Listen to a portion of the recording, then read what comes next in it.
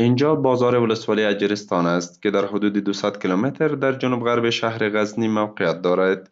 باشندگان این ولسوالی میگویند که با حاکمیت امارات اسلامی پروژه های انکشافی زیادی در این ولسوالی تطبیق شده، اما خدمات صحی در این منطقه کافی نیست. موږ د اجرستان ولسوالۍ څخه له ولایته ډیره لرې ده او موږ ته د لارې را جوړې شي، سړک را جوړې شي او موږ ته کلینیک شته، هغه ته رسیدګي نشته، د دوا ورستګي نشته، دوا نه رسیږي، مریضان ډېر په سختۍ باندې موږ دې ولایته پورې رسیږي، ډېر په سختۍ رسیږي. موږ ته باید شفاخانه جوړه شي، موږ دا غوښتنې دي. اوس دغومره ځای نه لرو چې په یوازې ورشي کې کښېني، هغه یخ ته خوله یې جونګه نیولې، څادر یې په پټه اغوستی، هېڅ شي نشي کولی، هغلته یخی.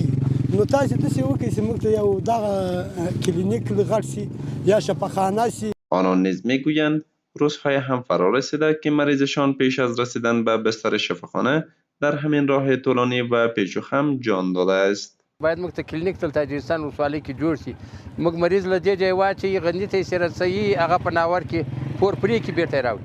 در همین حال مسئولان صحت ولایت غزنی مشکلات صحی مردم این ولسوالی را تا حد بجا دانسته و میگویند که در سال آینده یک شفاخانه عمومی در ولسوالی اجرستان نیز ساخته خواهد شد.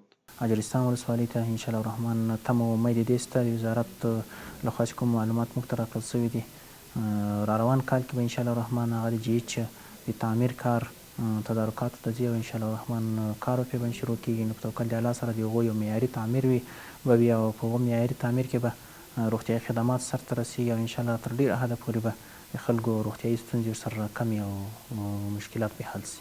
به گفته مسئولان ریاست صحت عامه غزنی، در حال حاضر در ولسوالی اجرستان 4 مرکز صحی و چندین دواخانه خصوصی فعالیت دارند که به مردم خدمات صحی ارائه می‌کنند، اما باشندگان این ولسوالی خواهان توجه بیشتر در بخش صحت میباشند.